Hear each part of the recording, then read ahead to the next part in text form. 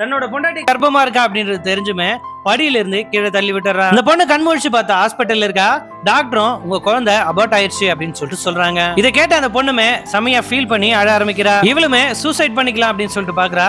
சரி வேணாம் அப்படின்னு சொல்லிட்டு எனக்கு தூக்கம் வர மாட்டேங்குது அப்படின்னு டாக்டர் கிட்ட சொல்லி தூக்க மாத்திரை வாங்கிட்டு வரா. கொஞ்ச நேரத்துல அவங்க அம்மாக்கு இந்த பொண்ணு கிட்ட இந்த கால் வருது.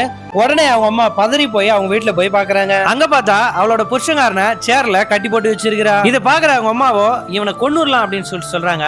ஆனா அவன் பொண்டாட்டியும் இவனை அவ்வளவு சீக்கிரம் சாக விடக்கூடாது, நான் பட்ட கஷ்டம் எல்லாத்தையும் இவன் அனுபவிக்கணும் அப்படின்னு சொல்லிட்டு சொல்றா. இவனை இம்ப்ரெஸ் பண்றதுக்காக வாங்கின ட்ரெஸ் போட்டு வந்து அவன் எப்படி கையில ஹீல்ஸால் அடிச்சானோ அதே மாதிரியே இவனை அடிக்கிறா. அவன் எப்படி கையில வேணும்ட்டே அடிச்சானோ அதே மாதிரியே இவளும் கையில வேணும்ட்டே அடிக்கிறா. அவனும் வழியில துடிக்க ஆரம்பிக்கிறா. இப்படிதானே எனக்கு வலிச்சிருக்கோம் அப்படின்னு சொல்லிட்டு அவளும் கத்துறா. இந்த பையனோட ஆபீஸ்ல இருந்து திடீர்னு கால் வருது. போனை இவளே அட்டன் பண்றா. அட்டன் பண்ணி அவங்க அப்பாவுக்கு உடம்பு சரியில்லை அப்படின்னு சொல்லிட்டு ஊருக்கு போயிருக்காரு அப்படின்னு சொல்லிட்டு சமாளிக்கிறா.